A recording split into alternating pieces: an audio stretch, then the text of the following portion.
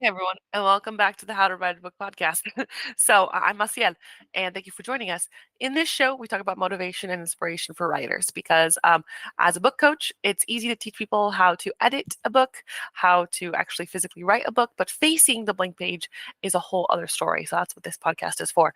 In today's episode, we are interviewing Kirsten Rudberg, who is the author of A Tale of Two Rabbits, as well as other kind of trilogy set that is covering important topics in the world.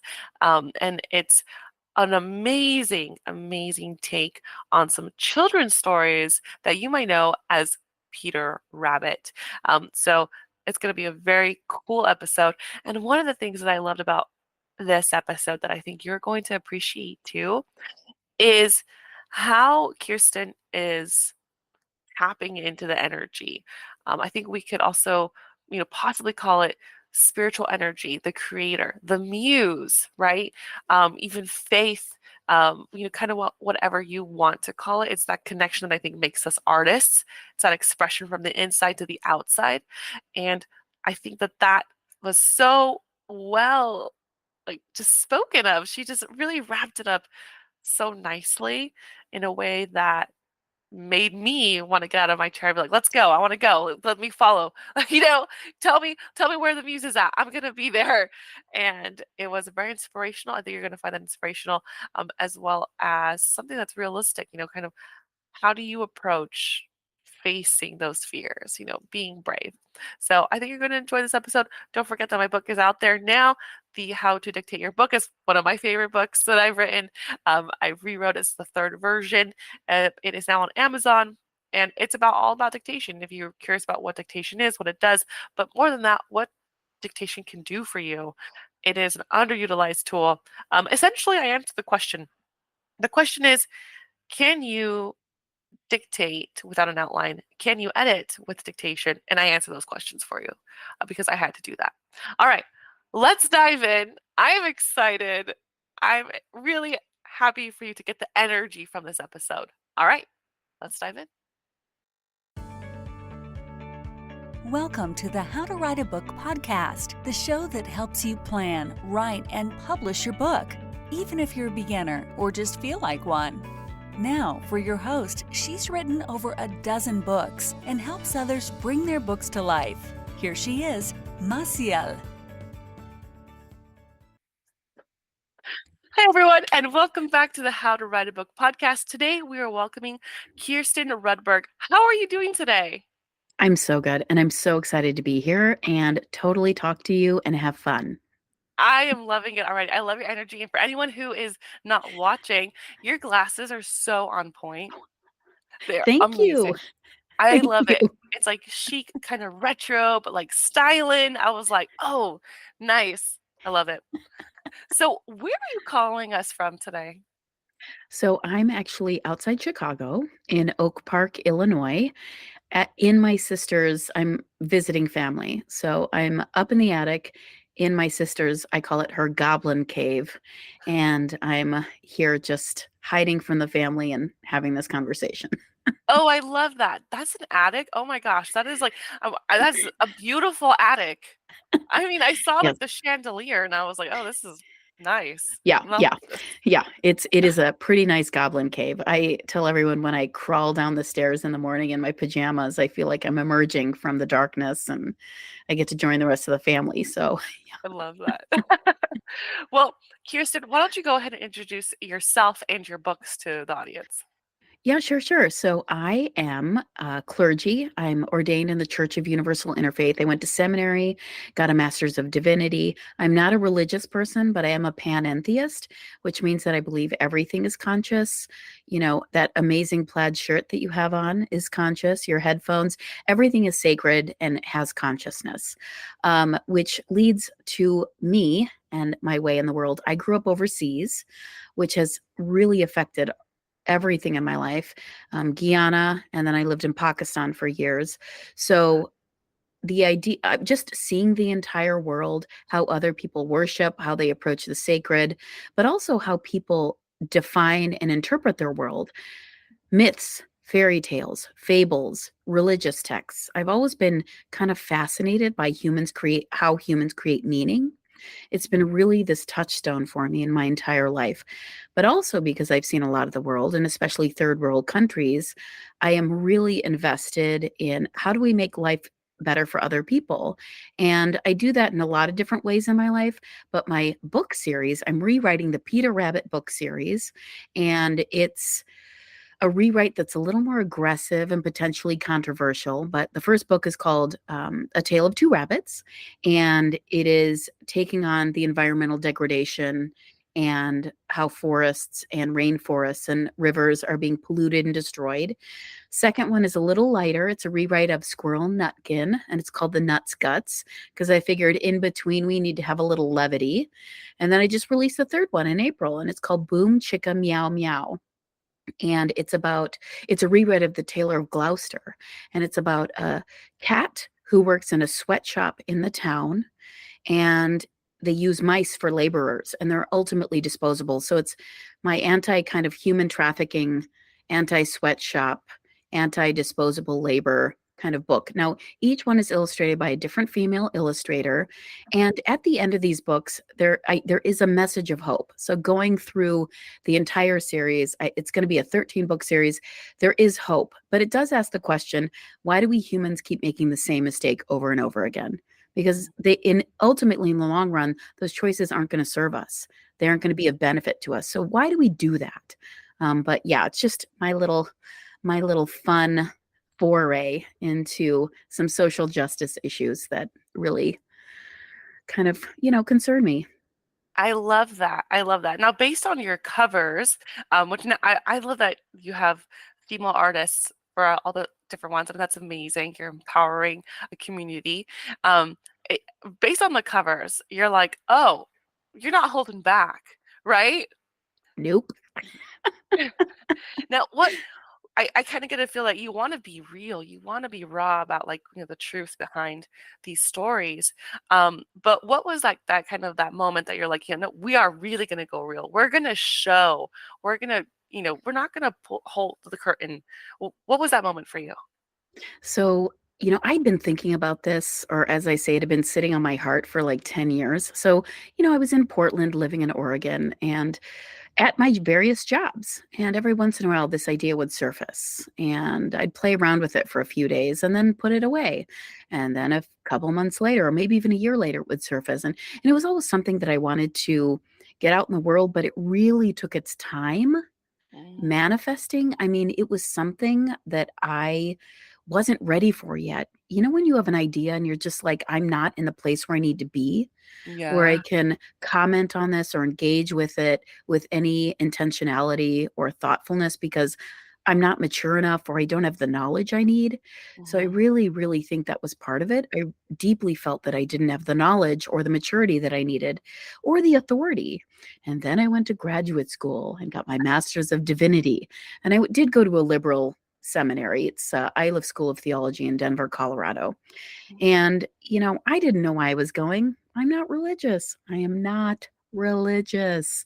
But I just felt compelled. There was something that just urged me to go do this. Mhm. And after seminary, of course, I graduated when the pandemic hit. Hello, pandemic. Wow. And no jobs, I'm sure, as you can imagine, but lots of time. Lots of time. Yeah. And so finally, I was able to kind of dive into these ideas with the knowledge and maturity that I had from everything I'd learned in seminary, everything I'd learned in my life up to that point, and get it down. And I'd been researching illustrators the whole time. So it wasn't like I started from the ground up.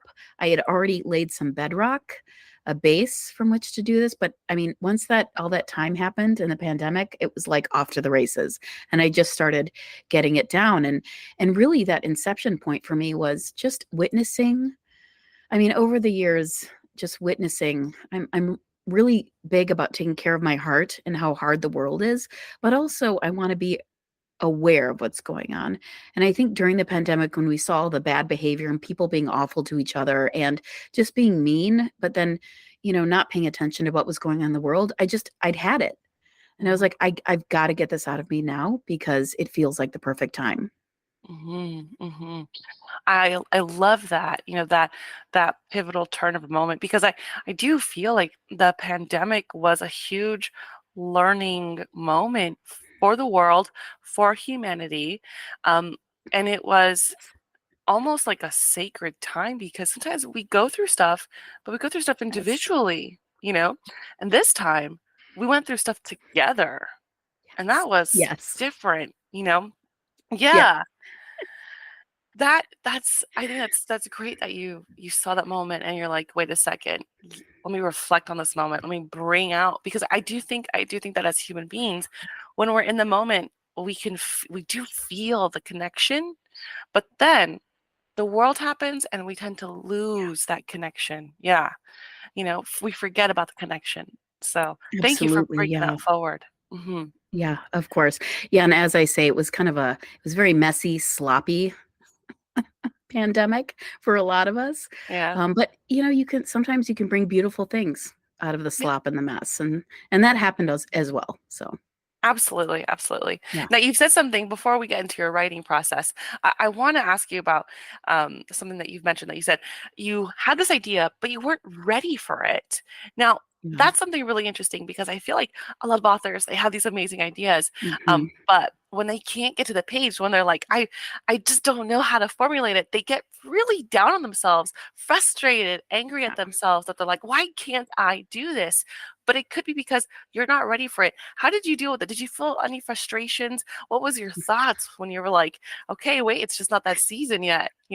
Well, I mean, honestly, I'm the most impatient person in the universe, Me too. and I always, yeah, it's like a nightmare, and I just want everything to happen like yesterday. Mhm. And so, but I'm very, very, very aware. And just because I saw a lot of the world, I went to seminary, I'm aware of the power of our voices, and that, our voices can create worlds or they can destroy them. And Mhm. so I always, whenever I enter into some project or some creation, I think to myself, is this going to help or hurt? With anything. I mean, I fail all the time at this, by the way. Like, it's not like I'm perfect, but with the Peter Rabbit series or my animated series or whatever, I'm also very cognizant of the space that I take up and the privilege I have as a white woman. I have a lot of privilege. And so I went to therapy for years about, is it okay for me to even take up space? Because I was making myself so small, because I had just witnessed so many other people not get access to things, not have access to editors, or, even events where they could network with authors and writers. And it felt really irresponsible to take up someone else's space potentially. So I Yeah. really wrestled with that. It made me really sick, made me really depressed and sad. So I went to therapy for a few years. And near the end of it, we started talking about, like, I have all these ideas, I have all these creations that want to come out, but I don't want to take up someone else's space. And so the therapist and I really worked through that. But what does it look like to be intentional, but also aware and kind and compassionate for the others that are in the room, but also not deny who I am and the ideas that want to come forth, and finding a balance with that. So it was kind of a messy process and really heavy. It's a very heavy process. And a lot of people are like, oh, you're so full of joy and happiness and light. And I was like, oh my gosh, to get here was really icky, and a lot of work and a lot of trauma and sorrow had to be released. And also I had to reconcile, what does it look like to be not as small? Like, what does it look like to use my voice and put myself out there? Because the world is not a kind place sometimes. And so, lots of fear. And then one day I just was like a horse. I kept having dreams of horses and the gates at races. And Oh, wow. they want to race, right? Yeah. They're in the gates. The gates are slamming back and forth. And I kept having dreams of being like a horse, like wanting to race and wanting to race, but I was holding myself back. And then I started having dreams of a horse actually racing, and I knew I was getting to the place where I needed to be. I love that. I love that. Oh my gosh, yes. Because Oh, you hit on something so hard. You did. As as writers, I know. I love this. As writers, we feel like that. As authors, we feel like that. And I think that in a lot of ways, writers and authors, it's like, oh, this specific art style is indulgent, you know, right? It's like, oh well, Yes. who am I to get to Yes. sit down and write my feelings? You hit the nail on the head. Yeah. And that's so hard for people because then they think, well, uh, I'm not saving the world right now, or I'm not helping anyone right now, but only because it's a slow process doesn't mean it's not actually helping people. Or just by you showing up, and then when you show up, you're like, you change. You're like, oh yeah, I feel better about myself, and that immediately affects people. But we don't actually get those results from the world. The world doesn't tell us go for your art, go for the art. Thank you for sharing that. Oh my Thank gosh. Yeah, Mhm. yeah. I mean, it was if I can save anyone from the same messy process that I went to, I'm all for it. Yes, I love that because people need to hear that. They need to hear that. They need to also be reminded that if it's on their heart, it's for a reason. It's for Yeah, a reason, and we don't need to break, like you said, hold ourselves back, keep the yeah, gates closed. That's amazing. absolutely. Yeah. Yeah, Mhm. yeah. I love that. Thank you for sharing that. I'm like, "Ooh, okay, I'm on fire. Let's do this." So now going back to your writing process. You are unleashed. The horses are going. All right. So now what was your writing process like? Well, I have a very strange writing process. Okay. So just keep in mind that this idea obviously had been sitting on me for a long time because I've also, within this short period of time, let's say 6 months, maybe 4 or 5 months, I wrote, I kind of started dialing in and editing and finishing some of the Peter Rabbit books. I wrote a web series called Poncho in the Car with Noodles. I wrote my animated series, which is called Murder of Two, which is about two crows that sit on a line and comment on humanity and how silly we are and what they observe. I wrote a movie. I mean, it was like, I mean, this whole thing comes out. So my writing process is very strange. I'm just going to admit that to you because I really want to co-create with what I conceive of as the great spirit or that energy that kind of enlivens this universe. Yeah. And so I'm always intentional about that I'm in partnership. And by the way, like it's not me writing all this stuff. It's whatever's coming through me. I mean, it's Yes. not me. Love that. I'm just kind of like the vessel that it comes through, the very lucky vessel, but the vessel that it comes through. And the only way I can describe it is so there was a cultural anthropologist that went to Haiti in the 1940s and 50s, a woman, and she studied Haitian voodoo. She wrote an incredible book called The Divine Horseman. She made some documentary films. It's really a fascinating book. And it talks all about ceremony down there, how things are done. It talks about the gods. But one of the things she really illuminates is how when they do a ceremony, to a specific god, the god comes in and mounts someone. They never know who it's going to be at the ceremony, but immediately the person, their whole demeanor changes, who they are changes. They become someone else and they dispense advice. They give, ideas for things that need to be. They get tell about the future. They just counsel people, Yeah. and so basically, it's called the Divine Horseman because the human becomes the horse and the god mounts them. And so Oh, I for get it. me, yes, yes, Yeah. yes. So that's a lot like how my creative process is. So I'll say to myself, I really would like to write, let's say, episode 3 of Murder of Two, but I need to think on it. And so I'll just have it in the background of my mind in my daily life running like a computer program or something on the DL. And then one day I'll get up and I will just write the entire thing. It just comes out fully formed. And so I just let my subconscious do the work Yeah. and then I don't have to worry about it. Does that make any sense?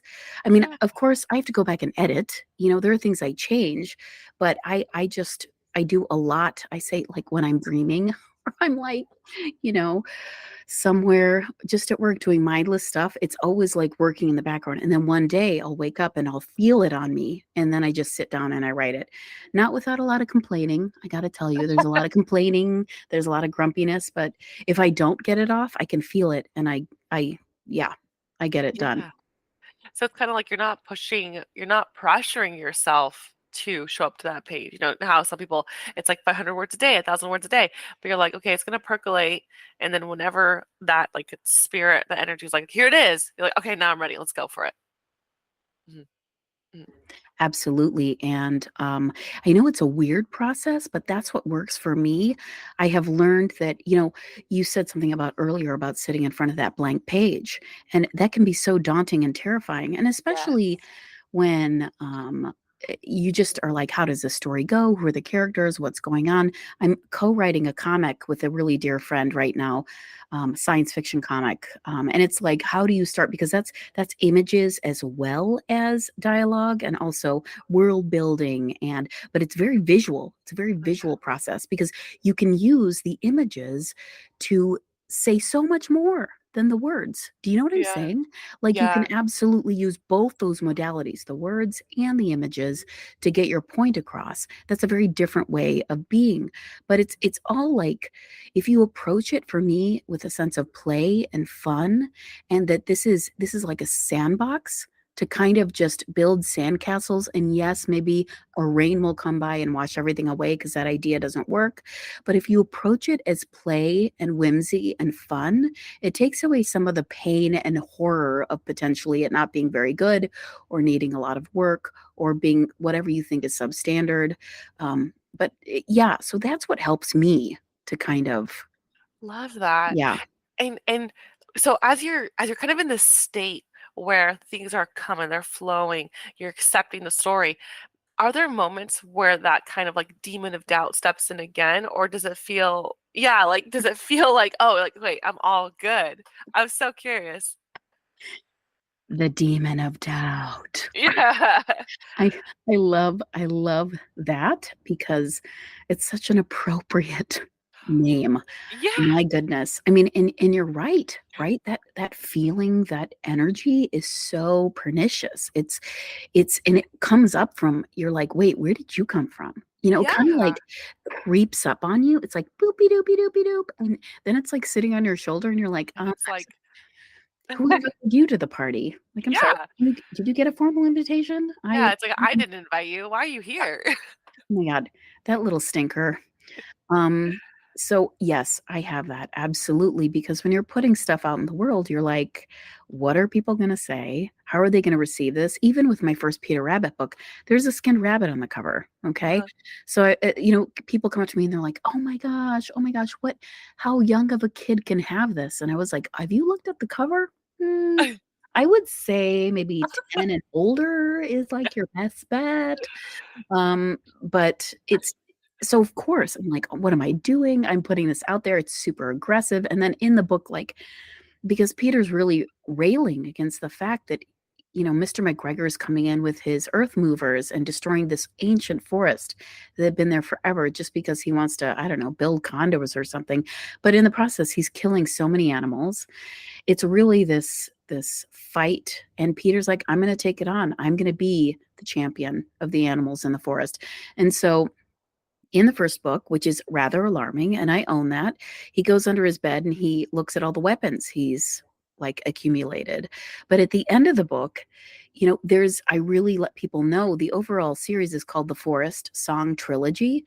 And there really is a message of hope that there is a greater presence and force looking over all of this, all of these trials, all of these sorrows and sadnesses, that is going to hope that this time things work out. And this is just a little bit of a spoiler alert, but I'm going to bring in the multiverse and the idea of the eternal return, which is that things keep repeating back on themselves. For Oh. example, the Maya, say this is time just keeps starting over and over. The Great Reset, they call it in their calendar, the Great Reset. So that idea of the eternal return is, in cultures and civilizations all over the world. And it goes to the heart of my idea, which is, why do humans keep making the same mistakes over and over again? Like, Yeah. when do we learn? When do we change things? When do we take ownership for, the earth and what we're creating? So yes, I have a lot of doubt. Are you kidding? I mean, I'm like, is this too Yeah. crazy? But then you reach an age sometimes, I think, where you're just like, you know what? If I don't get it done and I don't put it out there, then who's going to do it? And I'd rather live bravely with a little wisdom put in there than hide and make myself small with the time I have left.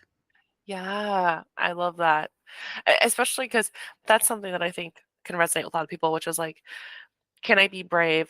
The I think the pandemic especially was like, wait, Yeah. oh, time is not infinite, you know? So let's step into the power that we have, to the gifts that we have Yeah. as artists, as writers.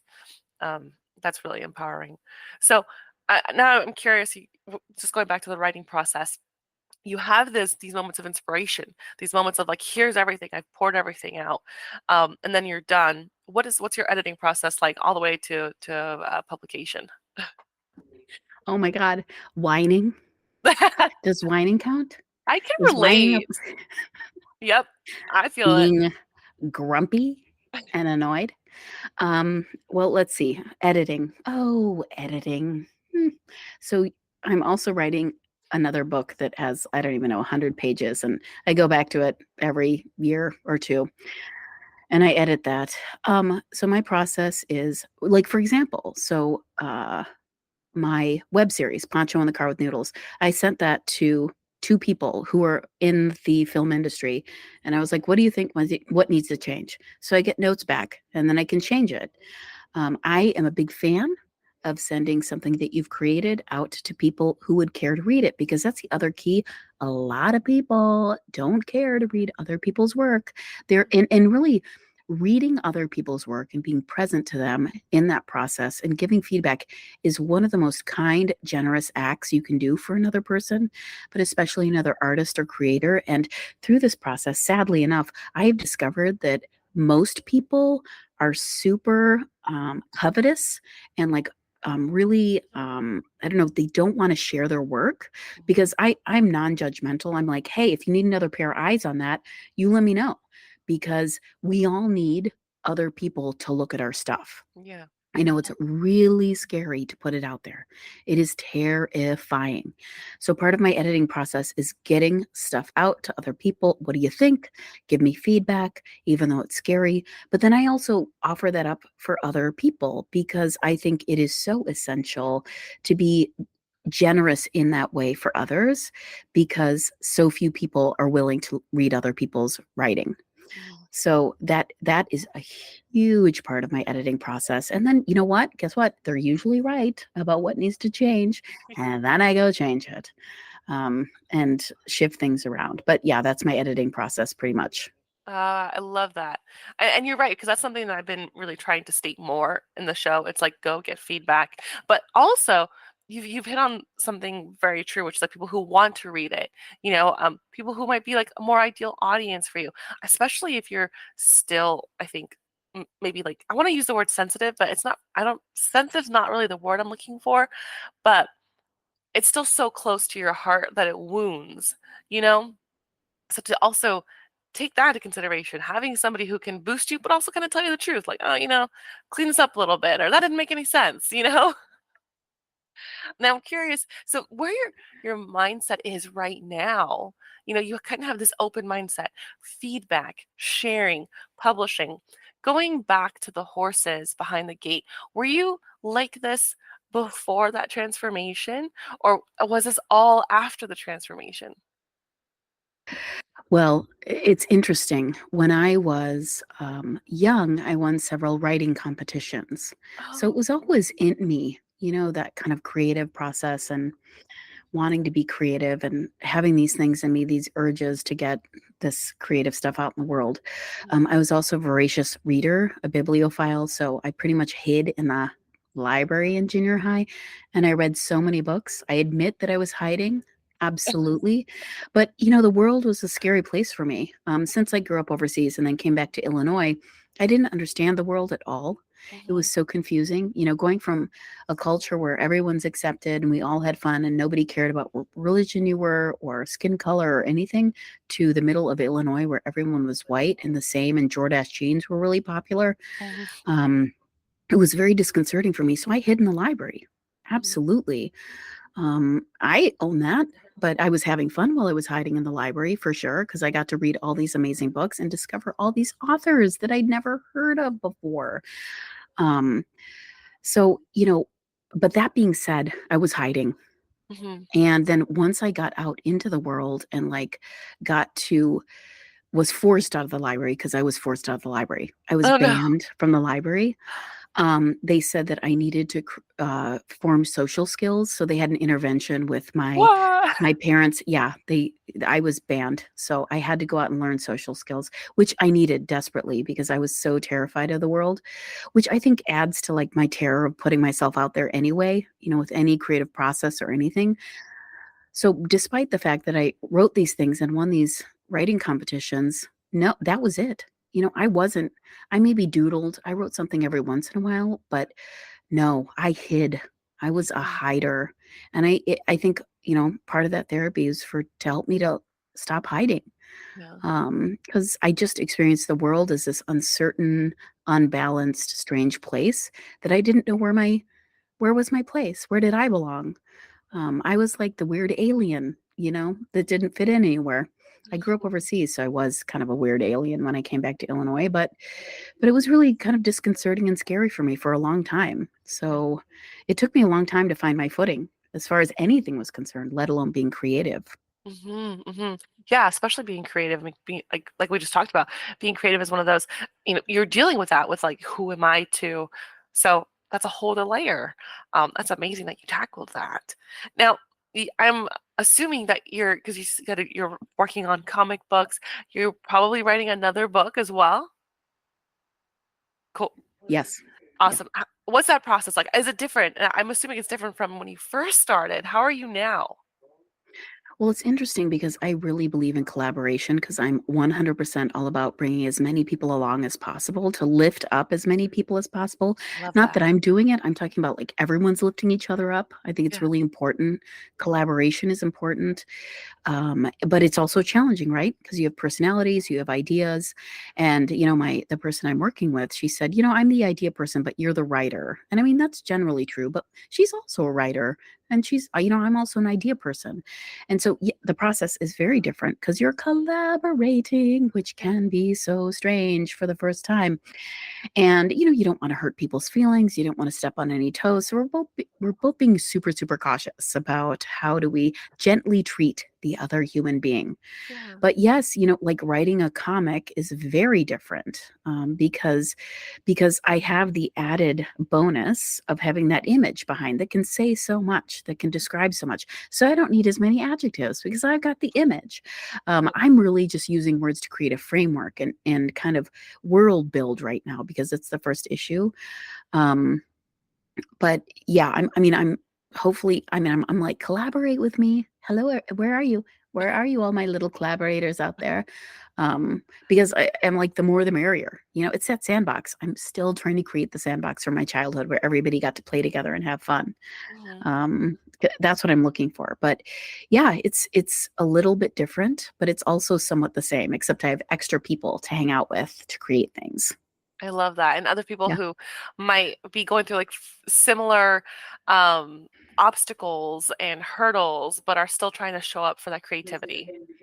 Absolutely. Yeah. Yeah. Yeah. And I'm lucky because, I really know a lot of creative, beautiful people who have incredible ideas, Yeah. and I get to play with them and have fun and create things. So, I love that. I love yeah. that. Um, that's just amazing. Elsia, we're getting closer to our time here, and I want to make sure I'm also shedding light on what you're going to be working on. Where are people going to be finding you? Well, actually, let me backtrack. What's the name of your comic? Are you able to share that already, or is it like still secret? We're still trying to figure that out. Oh, okay, okay. Yeah. Yeah. Very cool. That's awesome. So everyone, it's a surprise, and I love that. Right. So, is there anything else that maybe you would love to share with the audience that you haven't yet hit on yet? Maybe motivational, inspirational, something that Oh, was unexpected in your writing process that you overcame.